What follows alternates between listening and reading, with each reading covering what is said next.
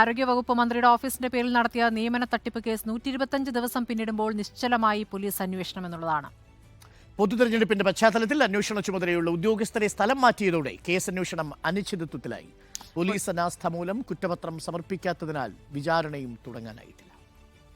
ആരോഗ്യമന്ത്രിയുടെ PA ചമഞ്ഞ് ജോലി വാഗ്ദാന തട്ടിപ്പ് നടത്തിയ കേസിനാണ് ദുർഗതി. പരാതിക്കാരനായ മലപ്പുറം സ്വദേശി ഹരിദാസിനിൽ നിന്ന് ഒന്നാം പ്രതി അഖിൽ സജീവും ലെനിൻ രാജു ഉൾപ്പെടെയുള്ളവർ ചേർന്ന് ലക്ഷങ്ങൾ തട്ടിയെടുത്തുവെന്നായിരുന്നു കേസ്. ആരോഗ്യവകുപ്പിൽ മരുമകൾക്ക് താൽക്കാലിക നിയമനം ലഭിക്കുമെന്ന് വിശ്വസിപ്പിച്ചാണ് പ്രതികൾ പരാതിക്കാരനെ തട്ടിപ്പിനിരയാക്കിയത്. കേസിലെ ഗൂഢാലോചനയുടെ മുഖ്യകണ്ണിയായ പ്രതി ലെനിൻ രാജിനെ തൊടാൻ പോലീസിന് വൈമനസ്യമാണ്. ആദ്യ ദിവസങ്ങളിൽ അതിവേഗം മുന്നോട്ടു പോയ അന്വേഷണം ഇപ്പോൾ ചലനമറ്റുകഴിഞ്ഞു. അങ്ങനെയൊരു കേസിനെക്കുറിച്ച് അറിവ് പോലുമില്ലെന്ന നിലപാടിലാണ് ഉദ്യോഗസ്ഥരുടെ മുന്നോട്ടുപോക്ക്. ഒപ്പം കേസ് അന്വേഷണം അഖിൽ സജീവ് എന്ന പ്രധാന പ്രതിയിലേക്ക് കേന്ദ്രീകരിച്ച് അവസാനിപ്പിക്കാനാണോ പോലീസ് നീക്കമെന്ന സംശയവും ഇപ്പോൾ ബാക്കിയാവുകയാണ്. തെരഞ്ഞെടുപ്പിന്റെ പശ്ചാത്തലത്തിൽ കേസ് അന്വേഷണത്തിന് നേതൃത്വം നൽകിയ പ്രധാന ഉദ്യോഗസ്ഥരെ സ്ഥലം മാറ്റുകയും ചെയ്തതോടെ കേസ് പൂർണ്ണമായും നിശ്ചലമായി. പ്രതികളെ ഉടൻ പിടികൂടുമെന്ന് നാഴികയ്ക്ക് 40 വട്ടം പറഞ്ഞ പാർട്ടിക്കോ സർക്കാരിനോ ആരോഗ്യവകുപ്പിനോ ഇപ്പോൾ മിണ്ടാട്ടമില്ല.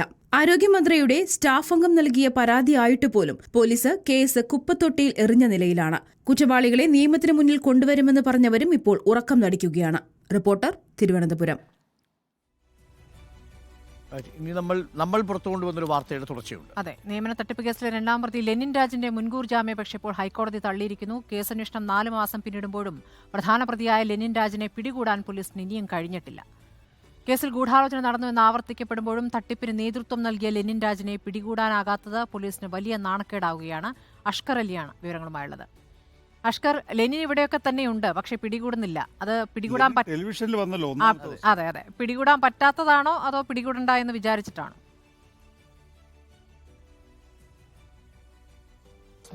നമ്മൾ ആദ്യമൊക്കെ കരുതിയിരുന്നത്, ഇല്ലെങ്കിൽ ഈ വാർത്ത നമ്മൾ റിപ്പോർട്ട് ചെയ്തിരുന്ന പിന്നാലെ ദിവസങ്ങളിൽ പോലീസിനെ മറുപടി കേട്ടപ്പോഴൊക്കെ നമ്മൾ കരുതിയിരുന്നത് പോലീസിനെ പിടികൂടാൻ സാധിക്കാത്തതിൻ്റെ ഒരു പരിമിതി മൂലമായിരുന്നു എന്നതാണ്. പക്ഷേ ഇപ്പോൾ കേസ് അന്വേഷണം 4 മാസം പിന്നിടുമ്പോൾ, അല്ലെങ്കിൽ 125 ദിവസം പിന്നിടുമ്പോൾ നമുക്ക് ബോധ്യമാവുന്ന കാര്യം പോലീസ് മനഃപൂർവ്വം ഉഴപ്പുന്നു എന്നുള്ളതാണ്. ഇല്ലെങ്കിൽ പോലീസ് ലെനിൻ രാജിനെ സംരക്ഷിക്കാൻ മനഃപൂർവ്വം ശ്രമിക്കുന്നു എന്ന് തന്നെ നമുക്ക് വായിച്ചെടുക്കേണ്ടി വരും. അതിൻ്റെ പിന്നിൽ പോലീസിൻ്റെ താല്പര്യം എന്താണ് എന്നുള്ളതാണ് ഇപ്പോൾ നമ്മൾ സംശയിക്കുന്നത്. കാരണം ഈ കേസിൻ്റെ ആദ്യഘട്ടങ്ങളിൽ നമ്മൾ ചോദിച്ചപ്പോൾ പോലീസ് പറഞ്ഞിരുന്ന മറുപടി ലെനിൻ രാജ് ബാംഗ്ലൂരിലുണ്ട്, കർണാടകയിലുണ്ട്, മൈസൂരിലുണ്ട് എന്നൊക്കെ പോലീസ് മറുപടി പറഞ്ഞിരുന്നു. മാത്രമല്ല വൈകാതെ തന്നെ ലെനിൻ രാജിനെ പോലീസ് പിടികൂടുമെന്നായിരുന്നു അന്വേഷണ സംഘം വ്യക്തമാക്കിയിരുന്നത്.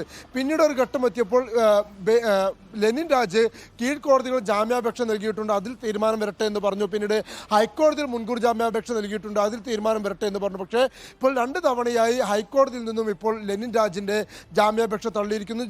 അവസാനമായി ജനുവരി 30-നും ലെനിൻ രാജിൻ്റെ ജാമ്യാപേക്ഷ ഹൈക്കോടതി പരിഗണിക്കുകയും ആ ജാമ്യാപേക്ഷ തള്ളുകയും ചെയ്തിരിക്കുന്നു. പക്ഷേ ഇപ്പോഴും അന്വേഷണ സംഘത്തിനോ ഇല്ലെങ്കിൽ ഇതിൽ ഉത്തരവാദിത്തപ്പെട്ട പോലീസ് ഉദ്യോഗസ്ഥർക്കോ ലെനിൻ രാജിനെ കുറിച്ച് അന്വേഷിക്കാനുള്ള ഒരു ഉത്സാഹം പോലും ഇല്ല എന്നതാണ് നമുക്ക് വ്യക്തമായി ബോധമാവുന്ന കാര്യം.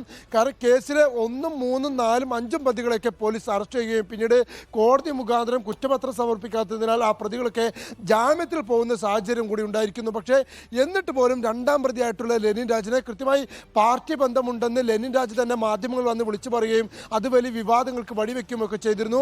അത്തരത്തിൽ കൃത്യമായി സ്വാധീനമുള്ള ലെനിൻ രാജിനെ ഇതുവരെ പിടികൂടാത്തത് എന്തുകൊണ്ടാണ് എന്നുള്ള ചോദ്യമാണ് ഇപ്പോൾ ശരിക്കും പറഞ്ഞാൽ ഒരു പാർട്ടി രക്ഷകനായിട്ടാണ് ആ ദിവസങ്ങളിൽ അവതരിച്ചത് തന്നെ, അല്ലെ? ആരോഗ്യവകുപ്പിനെ കൃത്യമായി തന്നെ ആ സമയത്ത് ആരോഗ്യവകുപ്പിനെ ഡിഫെൻഡ് ചെയ്യാൻ ഇറങ്ങിയത് ലെനിൻ രാജാണ്. ടെലിവിഷൻ ചർച്ചകളിൽ സൂമിലാണെന്ന് ആലോചിക്കണം. സൂമിലാണ് ഒരാളെ ട്രാക്ക് ചെയ്യാൻ ഒരു ബുദ്ധിമുട്ടും ഉണ്ടായിരുന്നില്ല.